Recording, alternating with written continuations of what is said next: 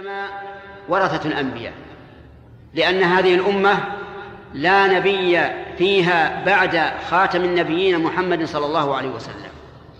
ولكن هنا سؤال يسأل بعض الناس، يقول: هل يجوز أن أدعو في السجود أو بعد التشهد بشيء من أمور الدنيا، مثل أن نقول: اللهم إني أسألك أن ترزقني سيارة جديدة أو امرأة جميلة أو بيتا واسعا، هل يجوز أو لا يجوز؟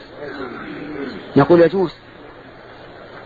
إذا سألت فاسأل الله، والرسول عليه الصلاة والسلام قال: ثم ليتخير من الدعاء ما شاء.